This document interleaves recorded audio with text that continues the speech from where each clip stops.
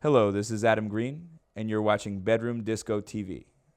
Um, the first stuff I tried to write was like really influenced by Nirvana and Beck, and I would just try to write like Beck songs or I don't know. They were really embarrassing. I mean, and I'm like one of the most embarrassed people that I know, and it's still embarrassing for me to hear them.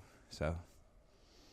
Well, I don't. I try to really think of it as being not professional. I mean, I think of myself as owning like sort of psychedelic company that somehow generates money, but it's like really more of like a creative company, and I don't really think it has a lot to do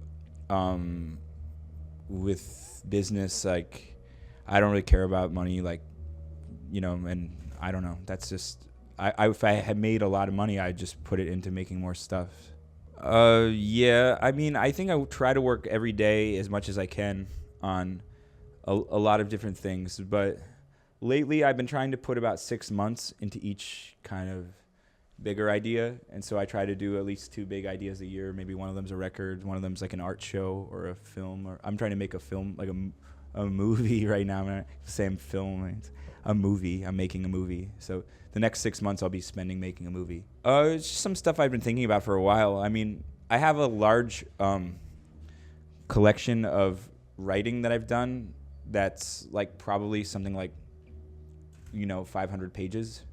So I have tons of stuff to draw upon, and some of it I've just been finding actors on tour to just be in the different scenes, and sometimes it's my bands or my friends, sometimes real actors. It's been cool. I would like to make movies more. It's actually I found that I can do most of the things that I think of through that, except for I feel like the music that I make for records is more for records because I don't really like listening to movie soundtracks that much. Yeah, there's a parallel narrative that runs through being on tour, so that's there. But and I play myself in the movie, but nothing else is really like the same about it. Usually, there's like two main ways I've been doing it is like either walking around with a recorder and singing into it and making up the music that way, so it's all just singing, which I actually think is one of the best ways to do it, or probably my preferred way. But then the other way I do it sometimes is like make a really really strong instrumental track and then like loop it and sing over it in my house until I like it, but I think that you can tell when I do that, so I don't really like it because I think you can tell. Yeah, because the music is more like groove oriented, and I know that that's actually in some ways what's popular, but that's not really like what I'm into. I mean, I'm into it like when other people do it, but the truth is that like I think of I don't know. I think it's kind of like a little bit lame to make groove oriented stuff. I think it's kind of like background music or wallpaper, and I mean I like to listen to it like, but it's not. I wouldn't call it like artwork that I'm doing. I think that the production that I did for a while was like in a way trying to not draw any attention to it. Like I almost wanted people to not notice that there was production because I wanted like the components of the songs to sort of speak for themselves, and like I wanted the arrangement itself or like the musical ideas to just be. I wanted that to be what was the production, like like as if like as plain as if like somebody wrote a book by just talking it or something, like. And so I was like anti-production, but then on my new album I got really into it because I was like with this really like cool dude that like Noah Georgeson, who's like one of my favorite producers, and he could just sit around for hours like tweaking little things and like making every instrument sound like so strange that I just became obsessed with like letting him do whatever he wanted.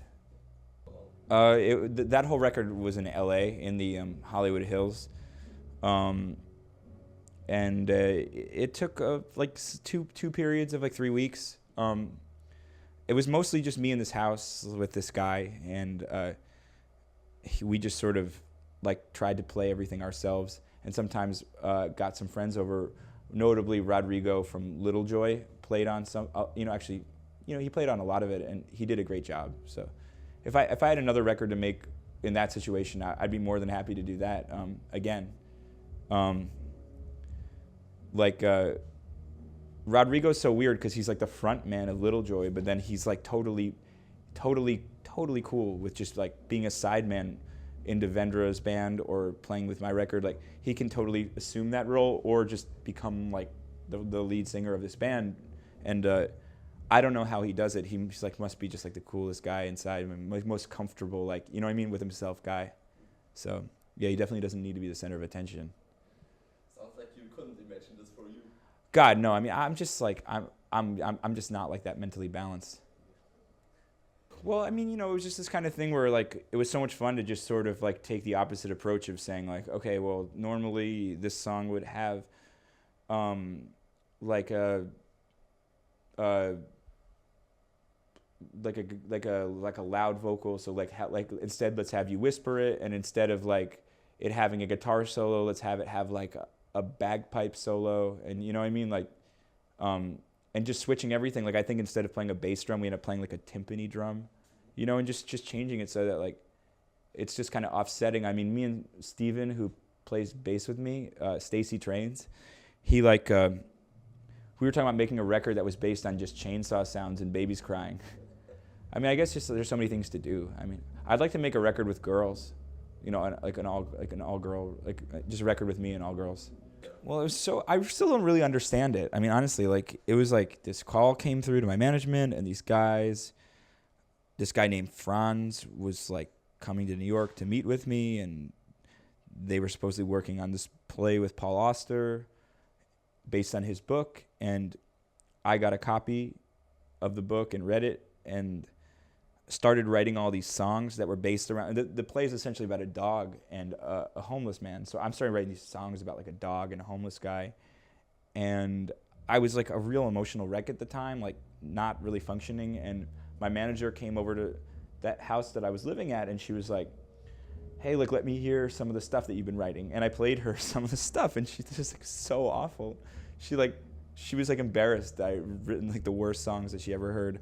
And we decided to change the game plan entirely and have me write instrumental music, because apparently I'm not, like I was saying, I'm just not good at writing like about like specific stuff that someone like wants me to write this song about, I don't think. And I don't think that they even wanted me to do that. I think no one wanted me to do. I was just out of my goddamn mind. So we started doing instrumental music, and that actually turned out to be this fulfilling project where I got to write kind of like jazz music. Like, I mean, some of my favorite stuff is like Duke Ellington and Thelonious Monk, and I was really inspired by that idea, Django Reinhardt stuff.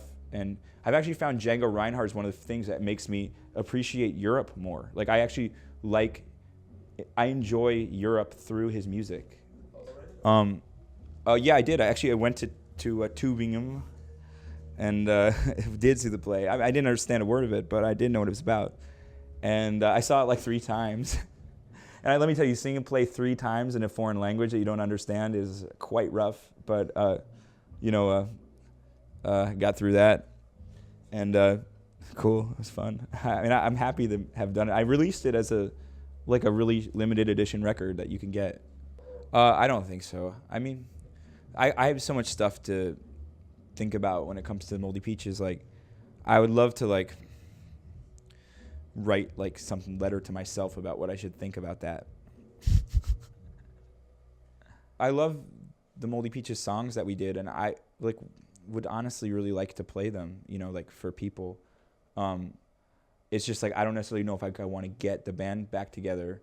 And as it stands now, we've sort of had a long-standing agreement that we wouldn't play the songs without each other. And so I just feel like I guess I'm not going to play them, and I don't even really know why anymore. So.